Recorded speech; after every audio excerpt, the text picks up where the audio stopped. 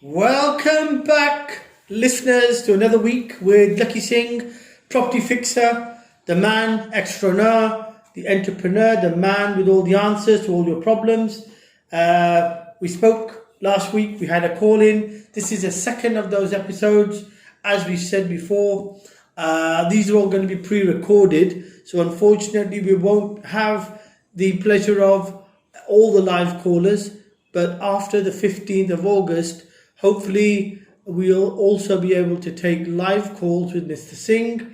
So, the purpose of this live call with VJ Sal, talking to Lakhi Singh, property fixer, the gentleman who set up the new Facebook page called the Alternative Property and Business Solutions Community with Lakhi Singh. And this Facebook community is basically to be able to provide solutions to business and property people.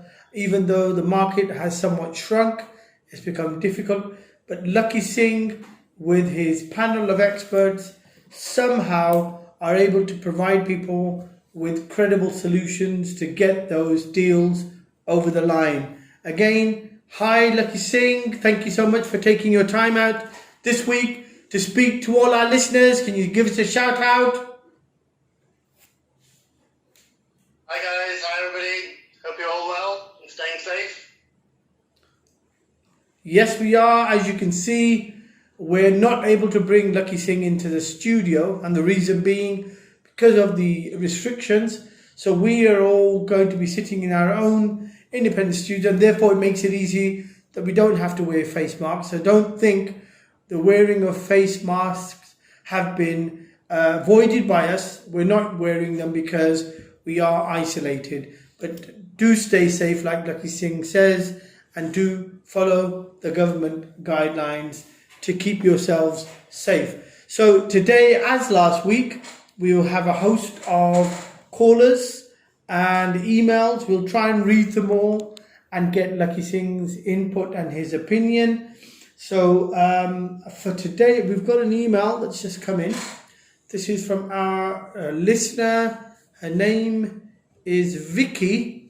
She says, Lakhi, can you wear a pink turban next week? So obviously it's not to do with property fixing, but is it, well, it's a request. I think somebody's taken a fancy to Lakhi Singh. So Lakhi, she says, can you wear a pink turban next week? Lakhi Singh, yes, we can fix it. So I can get that done, not a problem. Okay, great. So there you are, Vicky. After just find one from somewhere. Okay. That'll be the only challenge. Okay. So maybe that's my challenge for next week. Okay, so Lakhi Singh's challenge for next week is going to be finding a pink turban to satisfy Vicky's desire to see him in a pink turban. Okay, so I think we've got our first caller coming through. Who's the caller, please? Hello?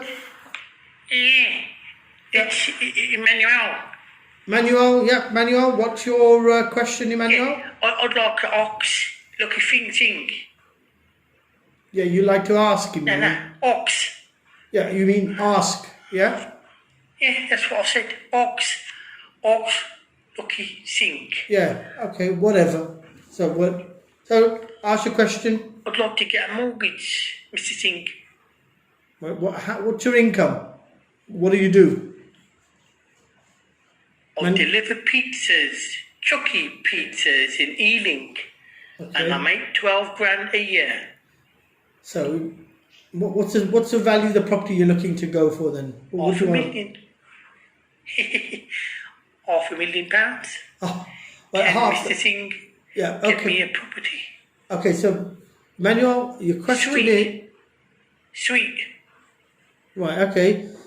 So Emmanuel wants a £500,000 mortgage. He's effectively delivering pizzas in Ealing, and I'm not sure whether we can advertise the pizza parlor he delivers for, but he's on 12,000 a year. Is it possible, Lakhi, that you could get him a mortgage for £500,000, earning 12,000 a year? Well, I'd like to say we like to help people to fix problems, but there's some problems we definitely can't fix. which is people's incomes and their multiples. So if he wants to buy £500,000 property, it may be possible if he were to bring maybe his wife or his father or a family member on board who've got maybe an income of an additional about 90,000 or so, about 95 to 100,000. Whereas he'll need an income multiple of 4.5. So if he's earning 110,000 or something, that's probably going to give him enough income to be able to afford a £500,000 property to purchase. Well, that raises an important question, doesn't it, Lakhi? London properties are probably quite expensive, and I don't think someone on 12,000 is even going to get an entry point into properties in London at least. So how do you help people who are trying to get on the property ladder, who don't have a large income, and they live in areas that are quite expensive? So I think there's only so much we can do in terms of people's incomes.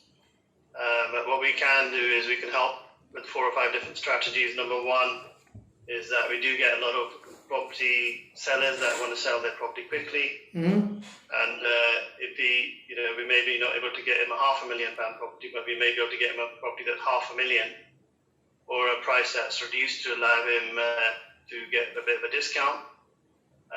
Second thing we can do is we could possibly look at his income, and he may not be aware of other income he's got. He may have some other income in the family that he could probably joint venture with his brother or his family member that may allow him enough income to maybe afford something that he may not think is reachable at the moment because of his income structure. So thirdly, we could look at him potentially looking at another income solution which gives him additional income. So he may actually need to take on another job. He may want to set up another business which gives him revenue to allow him to hit his targets. So he's basically, if he plans ahead, even 6 months, a year, he may be able to afford up to £500,000, depending on how family member or so you're saying it's not all. What you're saying, Lakhi, is it's not all doom and gloom for first-time buyers or people who have limited income. There are ways around that, and they can at least try to attempt to buy a property even though they feel they don't have enough income. And I think that in line of that, there's an interesting email that's just come in from a gentleman by the name of Jason. And Jason says, the general gist of his email is that my credit file is really bad. He doesn't use the word bad, he uses obviously a different word. And he says, what can Lakhi Singh do for my credit file, because I can't get a sausage on credit. And he doesn't use the word sausage, it's probably a bit more colourful than that. But the genuine question there, a lot of people we know, a lot of friends I know who've got credit files have been spoiled. So can you help people with their credit problems and their credit files? Yes, there's a approach for credit repair that we've got, which is a method just to clear up your credit file. A lot of that is actually something, would be quite a simple process, but a lot of people aren't aware of it. The only thing that's against you is time. So if you wanted something today, you're not going to be able to get what you want today. But if you plan and structure yourself and organize your finances in a way that, your cash excellent. flows in a So way the key word, Lakhi, is planning. Is that right? You need to plan ahead. You've got to have a bit of knowledge of the key tips in terms of the key things you need to do. Okay, we've got another caller coming through. Caller, sure. Can you tell who your name is, please? Caller? Yes, my name is Dr. Basinja. Dr. Basinja, right. Dr. Basinja, what's your question? Hello? I would like to ask Mr. Singh, Mr. Lakhi Singh, Can I get a loan? He wants a loan. What do you want the loan for, Mr. Passenger? Doctor? I want to set up a school in Nigeria because I asked the bank and they said you had better give us some collateral. But I don't have any collateral. I have a lot of land in Nigeria. Okay. So I assume you got that question, lucky gentleman, Dr. Basinja from Nigeria. He wants to raise some finance and the bank's asked him for collateral. He doesn't have anything apart from land in Nigeria. So can you do something for him in Nigeria? He wants a school. He wants to set a school up in Nigeria. Okay, I think a lot of it all kind of boils down to every client all boils down to having more detailed information. But let's just say if he's in the UK, he must be earning an income. So if he's on an income, there's potential of getting him either a business loan or a personal loan, depending on his income multiple and his credit worthiness. If he's got clean credit, and ideally if he's got an asset in his name in the UK, there may be an element of getting a second charge on his house. And if it's investment purposes into Nigeria, you could certainly look at that as an option. Secondly, if he has got a business in the UK, which he hasn't sort of mentioned at the moment, that's got a good turnover and a good income, we could certainly use that. There may be a potential of a bounce back loan in this current environment. Okay, that's a question. I think it's quite coincidental you've asked that question. We've got an email in from a Mr. Thompson who asked whether you have any knowledge of the bounce back loans and what they mean. Yes, we've got accountants and people working with us. So it's quite simple. If you've got a business turning over more than, let's just say, £200,000 a year, you can basically get up to 50k of 25% of that amount as a bounce back, which needs to be paid back over a period of 6 years. First year is interest free. So my best advice is that even if you don't need the money because you've got a very good turnover profit, just in case something does go amiss with COVID-19, it does impact your business, may not affect it now, there may be other implications later. Best to take it out, and you can always pay it back after a year before you pay any interest. So you basically got some cash sitting in the bank that they can be used as a backup cash flow if required. If you don't need it, that's a different matter. Okay, that sounds good. So there are possibilities even in this market to get cash through the government. Is that right? Yeah, that's just one scheme. There's about another 6 or 7 major schemes available for developers, for startups, for sole traders, for getting an equity raise, a match funding type loans as well. Mm-hmm. All of which we're being approached by. Well, I certainly don't claim to be the expert on all of them. We've got teams of accountants as well as business consultants who work with us. That's interesting. A lot of people since last week have been asking us, what is this? How does this alternative business and property solutions community work? How does it work? But what are you doing that any normal Facebook group doesn't do? What is so special? What's unique about this Facebook group that you set up and you profess to be able to fix people's problems through it? What's so different about that can't be done in any other community or group? So I think one fundamental thing that we're doing is it's a 24 hours, so it's always got it being managed. So you get a response within a couple of minutes or 15 minutes at tops. Okay. Second thing is that it's 24 hours. Sorry, not just 24 hours, sorry. It's got an expert panel from 9 to 5 who are available to answer any questions around property sales, around any debt problems, around the repossession issue, or a legal matter for that matter.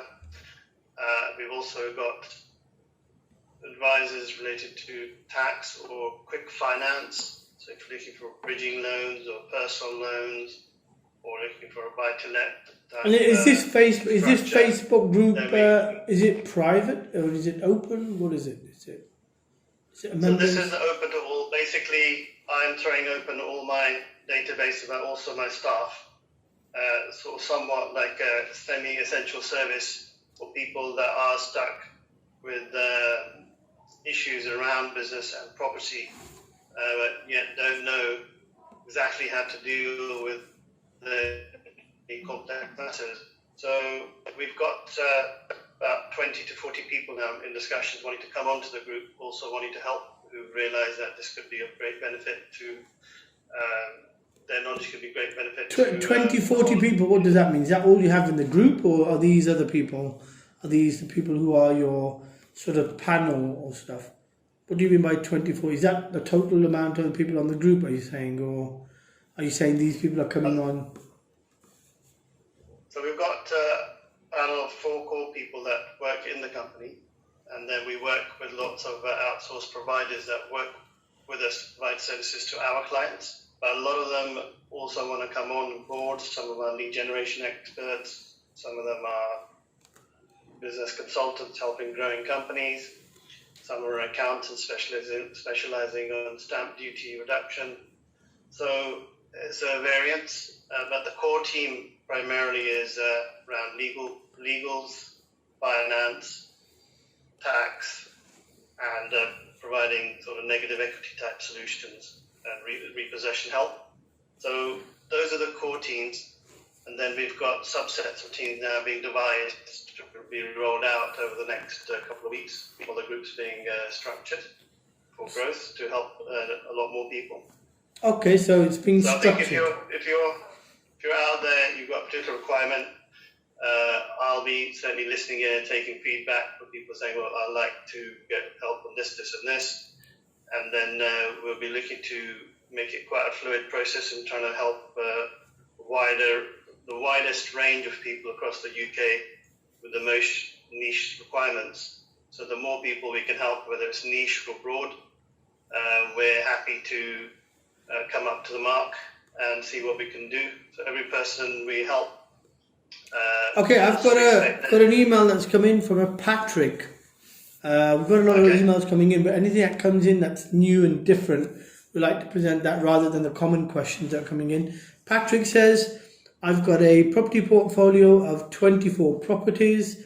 I have 2 that are unencumbered and 22 that are negatively geared.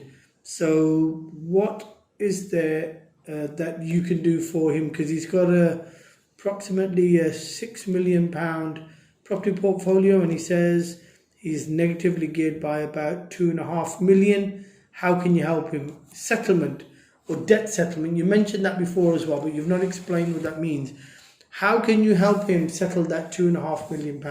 Or can you? Or is that not within your remit? Okay, so as there's quite a lot of information there, and the client's requirements seemed quite sophisticated, I wouldn't really like to say too much on the public arena, especially a lot of his information is private and the people will be known to people. But just keep it very general. What we do is, if somebody's got negative equity of any type, all I can say is that we've got 100% record, even during the good times pre-COVID-19, of helping people with negative equity and getting it written off. I think that's written off, right? Okay, that's quite a tall order you're making there, Lakhi. You're saying that you can write off negative debt. Is that what you're saying? Yeah, we've got a solution in place, but obviously the way it works is we would only take on cases where we are 100% confident that we can actually get that negotiation in place. So there may be 10 people we speak to, we may only take on 1 or 2 of those clients. So our 100% record is based upon only taking on people that we feel require that particular solution. But anybody that we think is borderline, we wouldn't really take that case on. Okay. Because it may not be the right solution for them. Okay, so we've got a caller, I think, coming through. Caller, what's your name? Martin.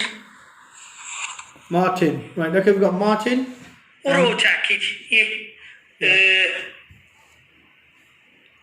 Question? Martin? I am looking for a loan, Mr. Singh. Okay, you're looking for a loan, and what's that for? I've run out of money, haven't I, on my project? Alright, you've run out of money. How much?